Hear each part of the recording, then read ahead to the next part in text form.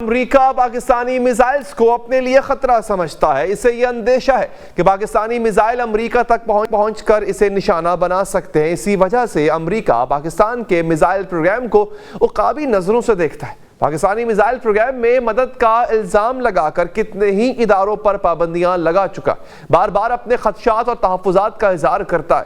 حال ہی میں امریکہ نے 4 پاکستانی اداروں پر پابندیاں لگائی ہیں اور ان پر الزام لگایا ہے کہ وہ میزائل پروگرام میں معاونت کر رہے تھے۔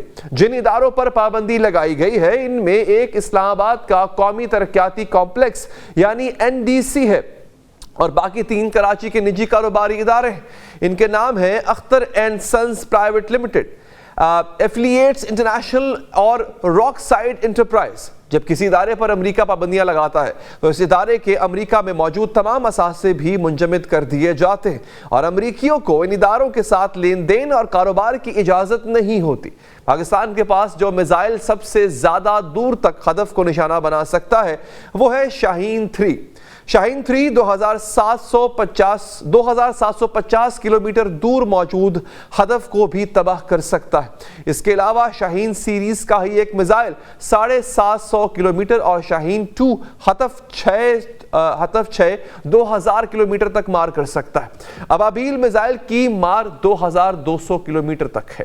امریکہ کا الزام یہ ہے کہ NDC پاکستان کے شاہین سیریز کے بیلسٹک میزائلوں کی تیاری اور ترقی میں ملوث ہے اور اس نے میزائل لانچنگ کے لیے خصوصی وہیکل چیسز اور میزائل ٹیسٹنگ کا سامان حاصل کرنے کی کوشش کی ہے۔ لیکن اس سے بھی خطرناک امریکہ کا یہ دعویٰ ہے کہ پاکستان کی میزائل ٹیکنالوجی امریکہ کو بھی نشانہ بنا سکتی۔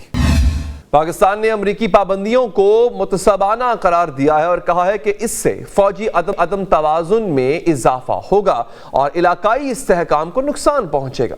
پاکستان نے یہ وضاحت بھی کی ہے کہ اس کی اسٹریٹجک صلاحیتوں کا مقصد اپنی خود مختاری کا دفاع کرنا اور جنوبی ایشیا خطے میں امن و استحکام قائم رکھنا ہے۔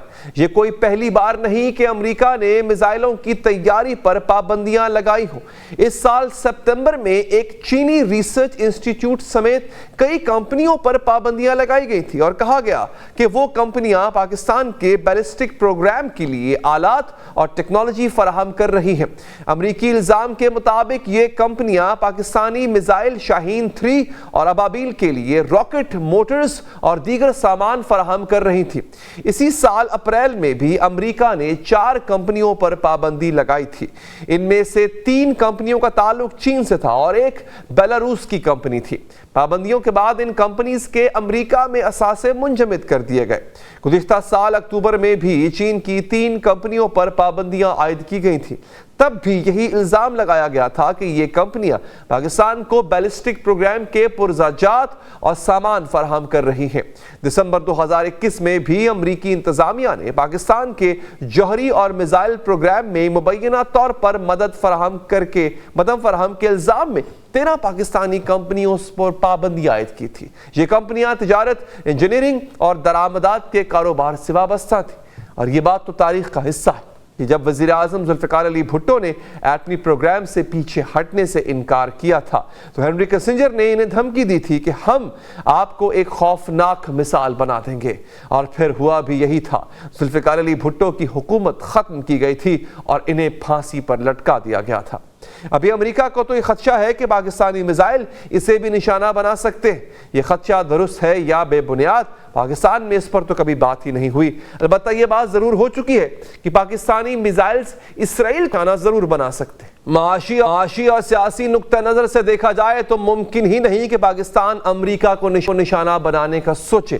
پاکستان کی سب سے بڑی برآمدی مارکیٹ جو $6 ارب کے آس پاس ہے وہ امریکہ میں۔ پاکستان کو IMF قرض کے لیے بھی امریکی غیر رسمی منظوری کی ضرورت رہتی۔ پھر امریکہ ایسا کیوں کہہ رہا ہے کہ پاکستانی میزائل اسے نشانہ بنا سکتے ہیں؟